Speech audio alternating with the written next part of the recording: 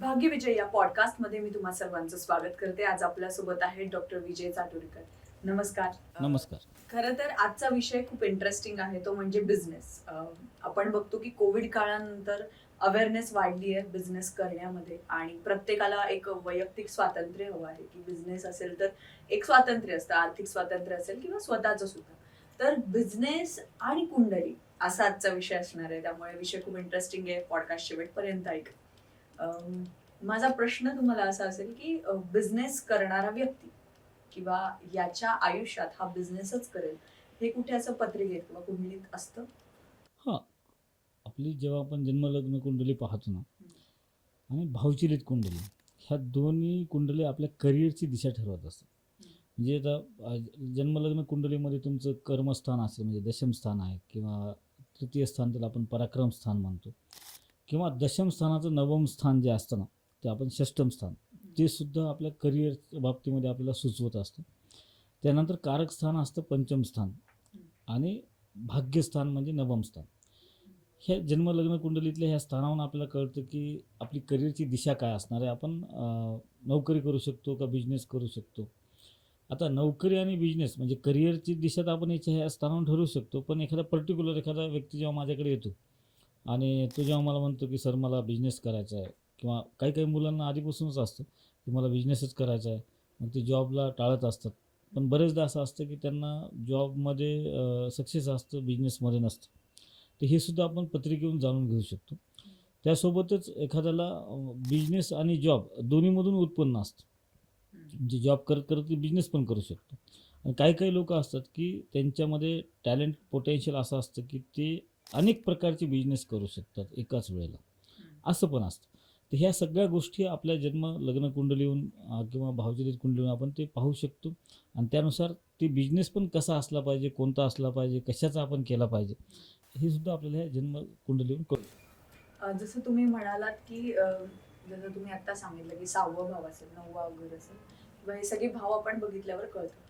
तर असं कुठलं विशेष आपल्याला पत्रिकेत समजतं या भावामुळे, की याने या पर्टिक्युलर गोष्टींमध्ये व्यवसाय करायला हवा. जसं की काही लोकांच्या पत्रिकेत स्पष्ट असतं, की याने दुधाच्या संदर्भात किंवा पांढऱ्या वस्तूंच्या संदर्भात बिझनेस करायला हवा.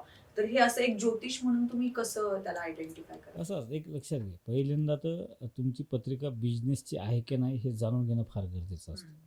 नंतर कशाचा बिझनेस करायचा ही नंतरची स्टेप असते. आता बिझनेस करताना काय काय लागतं? एक तर लागतं तुमच्यामध्ये व्यावहारिकता.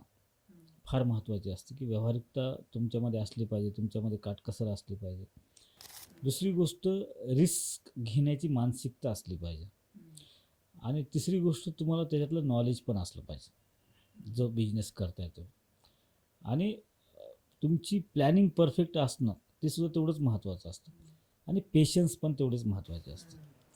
आता बरेचदा असं असतं की एखाद्याच्या पत्रिकेमध्ये आपण जेव्हा व्यावहारिकता पाहत असतो तर त्याचा बुध पाहणं फार गरजेचं असतं. बुध हा तुमच्या व्यावहारिकतेसाठी फार महत्त्वाचा असतो. मग रिस्क फॅक्टरसाठी तुमचं पराक्रम स्थान आणि त्याच्यामध्ये बसलेले ग्रहमान काय आहेत. म्हणजे तर पराक्रम स्थानामध्ये आता मी पाहतो की माझ्याकडे एक कपल आहे की दोघे डॉक्टर आहेत. जो जेंट्स आहे म्हणजे जो मेल आहे तो MBBS MD आहे. पण त्याची प्रॅक्टिस काही चालत नाही. पण त्याची मिसेस जी आहे ना ती BMS आहे. तिला जेवायला वेळ भेटत नाही. एवढी तिची प्रॅक्टिस चालते. म्हणजे तिला त्या याच्यात दोघांचे एज्युकेशन मेडिसिनशी संबंधित आहे. पण तिथं एवढं असताना त्याला यश का मिळत नाही? का त्याचं नॉलेज तर खूप जास्त आहे. पण काय असतं की बरेचदा एखादा व्यवसाय करत असताना तुम्हाला काही ज्या गोष्टी असतात की योग्य वेळी योग्य गोष्ट करणं, सुचणं किंवा बोलणं किंवा रेमेडीज त्या पद्धतीचे देणं किंवा ह्या ज्या सगळ्या गोष्टी असतात ना आणि डिसिजन महत्त्वाचे डिसिजन असतं आणि तुमचं प्रेझेंटेशन. वाक्चातुर्य पण तेवढंच महत्त्वाचं असतं बिझनेसमध्ये. तर वाक्चातुर्यासाठी पण बुध महत्त्वाचा आहे. तुमच्या प्रेझेंटेशनसाठी सूर्य महत्त्वाचा आहे. जर तुमच्या जर मी पाहिलं की त्या डॉक्टरच्या पत्रिकेमध्ये त्यांच्या पराक्रम स्थानामध्ये चंद्र होता. तर चंद्र हा मनाचा कारक आहे. तर ते भावुक आहेत, इमोशनल आहेत. तर ते सामाजिक कार्य करू शकतात. व्यावहारिकता नाही जपू शकत. म्हणजे कोणालाही आलं की त्यांना ते सुचवतील, न विचारता सांगतील किंवा काय द्यायचं ते आपल्या जवळचं देतील. पण व्यावहारिकता ते अजून काही साध्य करणं ज्याला म्हणतो ना आपण, तर ते त्यांना नाही जमत. तर ही एक कला असते. तर ही ज्ञानसुद्धा, नॉलेज पण असतं. गुरु खूप चांगला आहे, चांगला असेल नॉलेज असतं, पण त्याच्यासोबत तुमच्याकडे व्यवहाराची जोड पण असणं गरजेचं असतं. मग याच्यासोबत पराक्रम स्थानातून तुमचा रिस्क फॅक्टर कळतो की तुम्ही काय पराक्रम करू शकता त्याच्यामध्ये.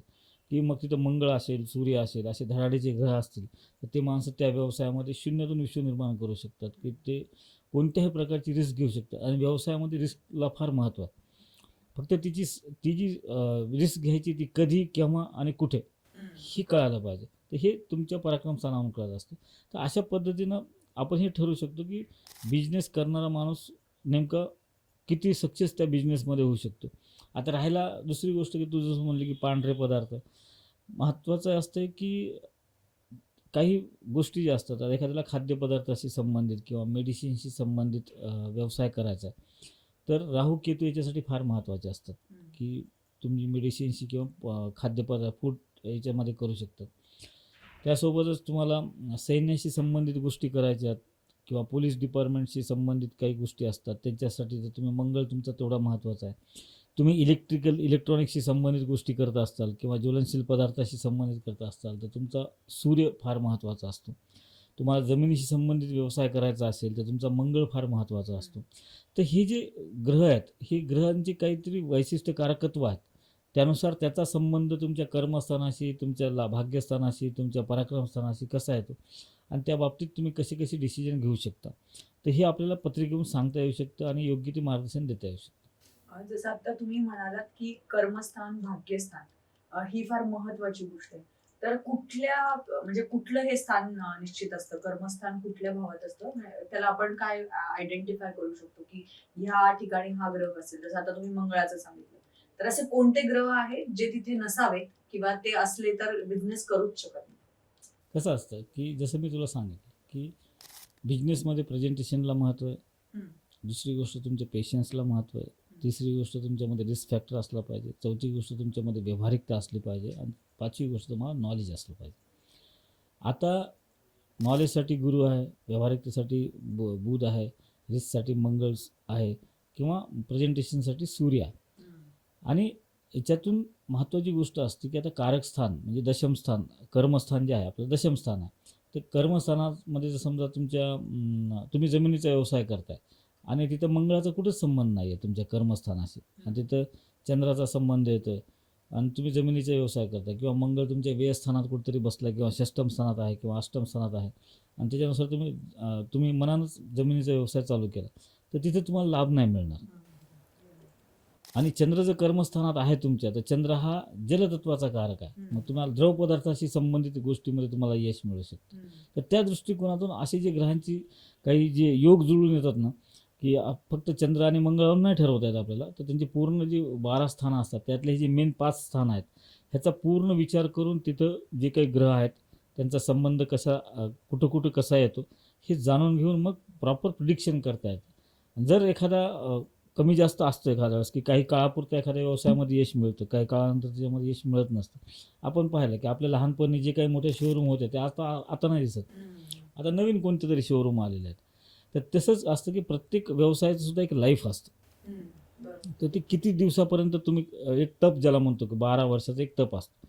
तर त्यानुसार तुम्ही ते व्यवसाय त्याच्यामध्ये मग पुढे अपडेट काय करू शकता, त्याच्यात अपडेशन करता आलं पाहिजे आणि ती वेळ कळाली पाहिजे की आपण ती कधी केलं पाहिजे.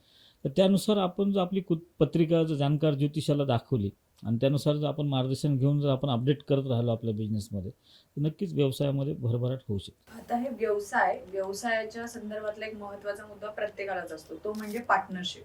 कारण आपण बघतो की आर्थिकदृष्ट्या नुकसान पण होऊ शकतं आणि फायदा पण होऊ शकतो.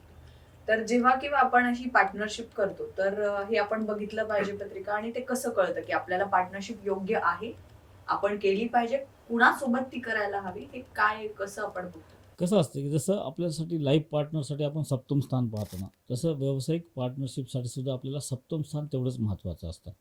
त्याच्यानं तुमची पार्टनरशिप म्हटलं तुमची ग्रोथ कशी असणार आहे, तुम्हाला सक्सेस किती मिळणार आहे. आता ग्रोथ आणि सक्सेसमध्ये पण खूप फरक आहे. ग्रोथ म्हणजे तुमचं फक्त टर्नओव्हर वाढणार आहे, सक्सेस नसणार आहे तिथे. आणि सक्सेस म्हणजे तुमचं टर्नओव्हर पण वाढेल, ग्रोथ पण होईल आणि त्यासोबत